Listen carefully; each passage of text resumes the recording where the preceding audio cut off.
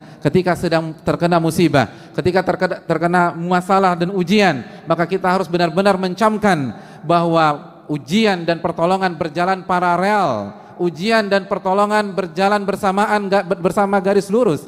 Tidak mungkin ujian meninggalkan pertolongan, tidak mungkin masalah meninggalkan pertolongan, karena Allah lah yang memberikan kita ujian, sebagaimana Allah juga yang memberikan kita pertolongan. Allah Subhanahu wa taala berfirman dalam hadits qudsi, "Ana 'inda dhanni 'abdi bi, in khairan fa khairun wa in syarran fa syarr." Aku tergantung prasangka hambaku terhadap diriku. Aku tergantung keyakinan hambaku terhadap diriku. Kalau keyakinan dan prasangkanya baik, maka akan baik yang akan terjadi. Apabila kita yakin pertolongan itu akan datang, maka Allah akan datangkan pertolongan. Dan sebaliknya, wa in syarran fasyarr, kalau ternyata kita suudzon kepada Allah, buruk sangka kepada Allah, pesimis ketika menghadapi hari-hari ini, maka yang akan datang adalah masalah berikutnya dan tidak ada solusi sama sekali. Wa in syarran fasyarr, kalau buruk sangka, maka yang terjadi adalah keburukan. Siapa di antara kita yang ketika ada masalah langsung mengingat Rabbul Alamin? Begitu ada masalah, yang dia ingat adalah bukan masalahnya tapi pertolongan Allah Subhanahu wa taala. Siapa di antara kita yang langsung mengambil air wudhu lalu sujud 2 rakaat karena dia yakin kepada firman Allah Subhanahu wa taala, "Wasta'inu bis sabri was shalah." Minta pertolongan kepada Allah dengan sabar dan salat. Hadirin yang Allah muliakan, ketika Nabi kita sallallahu alaihi wasallam menjelaskan bahwa pertolongan akan Allah turunkan dari langit sesuai dengan tingkat kesulitan dan tingkat masalah yang kita hadapi, bukankah itu pesan besar bahwa yang memberikan pertolongan bukan makhluk, yang memberikan pertolongan adalah Rabbul makhluk dan Allah Subhanahu wa taala. Lalu kemana kita dalam konsep ini? Kenapa yang ada di benak kita adalah hubungi si A, hubungi si B, pergi ke sana dan pergi ke sini, seluruh arah kita tuju kecuali arah kepada Rabbul Alamin Subhanahu wa taala. Buktinya tidak ada khusyuan di dalam salat kita. Buktinya tidak ada tambahan rakaat dalam malam-malam ini. Mana air mata taubat kepada Rabbul Alamin? Mana rintihan Rabbi rzuqni atau Rabbi tuba alayya? Pertolongan datang dari Allah, maka mintalah kepada Rabbul Alamin. Perbanyaklah ibadah, perbanyaklah istighfar, perbanyaklah taubat.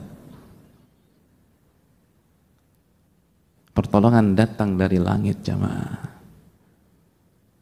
bukan dari teman. Pertolongan datang dari yang punya alam semesta. Sama kita lupa mengemis kepada Rabbul Alamin. Walillahi mulkus samawati wal ard, dan milik Allah kerajaan langit dan bumi. Kemana ayat itu di dalam hati kita? Hadirin yang Allah muliakan, hidup dan ujian tidak bisa dipisahkan. Allah Subhanahu wa taala berfirman dalam Al-Baqarah, "Am hasibatum an tadkhulul jannata wa lamma ya'tikum mathalul ladzina khalau min qablikum." Apakah kalian berpikir Anda akan masuk surga? Apakah kalian berpikir kalian akan masuk surga dan kalian belum mengalami ujian-ujian yang dialami oleh umat-umat sebelum kalian? Masathumul ba'sa wa dharra wa zulzilu. Mereka digoncang, mereka mendapatkan kesulitan, kesengsaraan, dan mereka digoncang-goncang, zulzilu. Mereka mengalami ujian seperti mengalami gempa bumi dalam kehidupan mereka. Zulzilu, digoncang di atas ke bawah, kanan kiri, digoncang-goncang oleh Allah. Sampai Rasul pada saat itu dan orang-orang beriman bertanya kepada diri mereka, mata nasrullah, kapan pertolongan Allah itu datang? Lalu Allah merespon, Allah inna nasrullahi qarib. Ketahuilah pertolongan Allah itu dekat. Pertolongan Allah itu dekat. Namun kita terburu-buru. Nabi SAW mengatakan, walakinnakum qaumun tasta'jilun. Nabi SAW bersabda, tapi kalian adalah kaum yang selalu ingin terburu-buru. Ibadah nggak ditingkatkan, tapi ingin keluar dari masalah tersebut. Para ulama mengatakan, Anda ingin sukses, tapi Anda tidak melewati dan menapaki jalan kesuksesan. Inna safinata lam tajri alal yabas. Perahu itu tidak berjalan di atas daratan. Pertolongan datang dari Allah. Itu sabda Nabi kita sallallahu alaihi wasallam jika kita masih percaya dengan Nabi kita. Itu sabda Nabi kita sallallahu alaihi wasallam yang Allah firmankan dalam surat An-Najm ayat 3, "Wa ma yantiqu 'anil hawa in huwa illa wahyun yuha." Nabi tidak berbicara dengan hawa nafsunya, tapi wahyu yang Allah wahyukan kepada beliau, dan di antara wahyu tersebut pertolongan didatangkan dan diturunkan sesuai dengan tingkat kesulitan. Tingkat kesulitan 70%, pertolongan 70%. Tingkat kesulitan 80%, pertolongan 80%. Tingkat kesulitan 90%, pertolongan 90%. Tingkat kesulitan 99%, pertolongan datang 99%. Fa'tabiru ya ulil albab. Maka ambil pelajaran bagi orang-orang yang mampu berpikir jernih. Mungkin ada di antara kita yang bertanya, bukankah pertolongan seringkali tidak datang bersamaan dengan datangnya masalah dan ujian?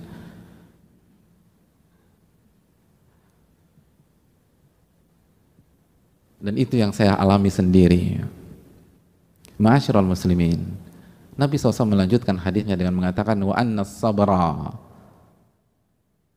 ya'til abda ala qadril musibah.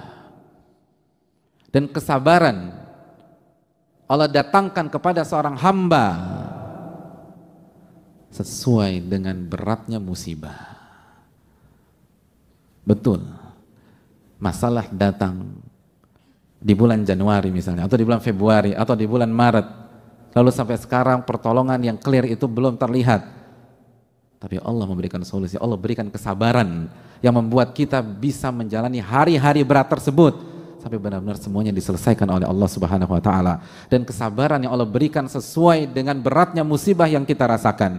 Kesabaran yang Allah berikan sesuai dengan rasa sakit yang kita rasakan. Kesabaran yang Allah berikan sesuai dengan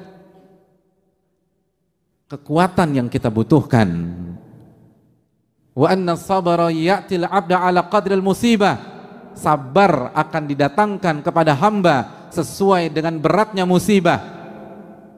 Ini menunjukkan bahwa tidak ada alasan dan tidak ada pintu masuk untuk pesimistis.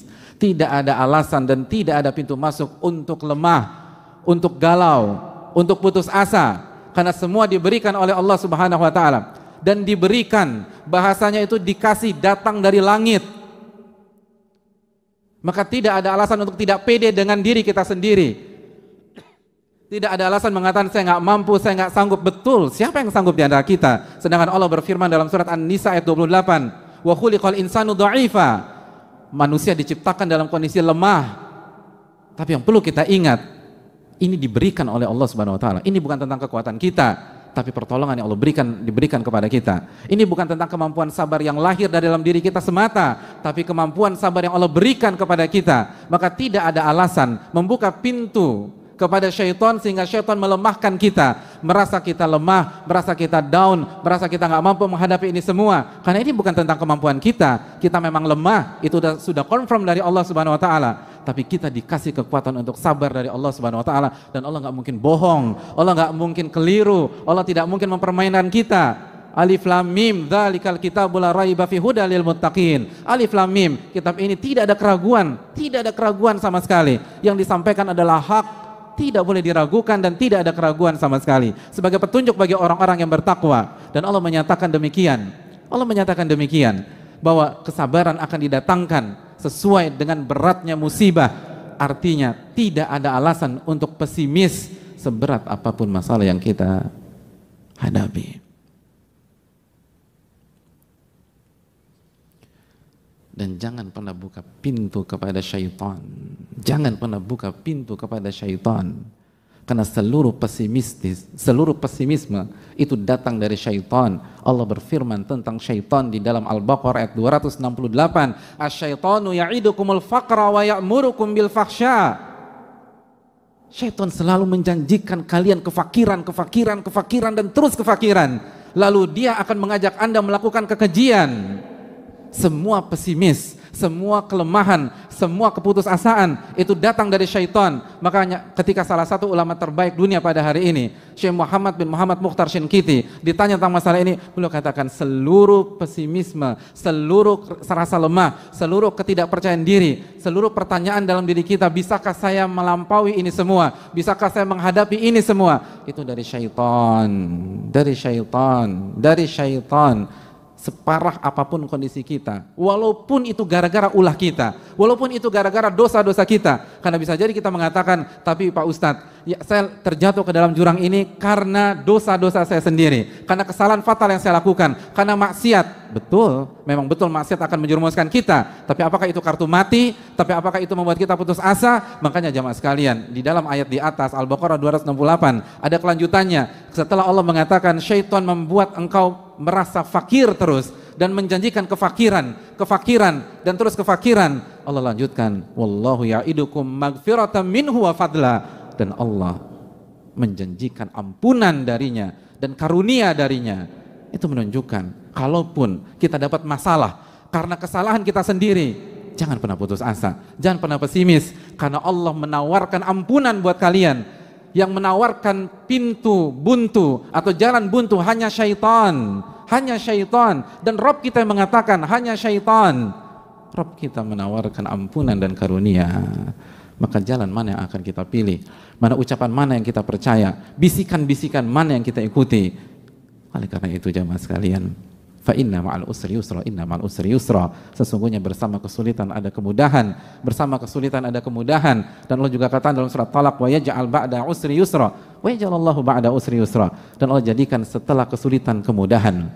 Oleh karena itu, marilah kita meyakini sabda Nabi kita sallallahu alaihi wasallam dan tanamkan optimisme di dalam diri kita. Nabi SAW mengatakan, yu'jibunil fa'lu, aku sangat kagum dengan optimisme. Umat Rasul SAW adalah umat yang penuh rasa optimis, karena nabinya senang dengan optimisme. Dan beratnya ujian, bukankah tanda cintanya Allah kepada kita? Bukankah cintanya Allah kepada kita ditunjukkan dengan Allah menguji kita? Innallaha idza ahabba qauman ibtalahum. Allah itu kalau cinta kepada seorang hamba atau sebuah kaum, Allah akan uji kaum dan hamba tersebut. Oleh karena itu, semangatlah, optimislah, dan kembalilah kepada Allah Subhanahu wa taala, karena pertolongan datang darinya, bukan dari makhluk. Dan hendaknya kita perbaiki sholat kita, puasa kita, zikir kita, doa-doa kita, dan jaga hubungan kita dengan Allah, dan katakan tidak pada maksiat walaupun kondisi memang tidak mudah dan cukup sulit, karena sekali lagi maksiat yang akan menghancurkan kebahagiaan kita di dunia dan di akhirat.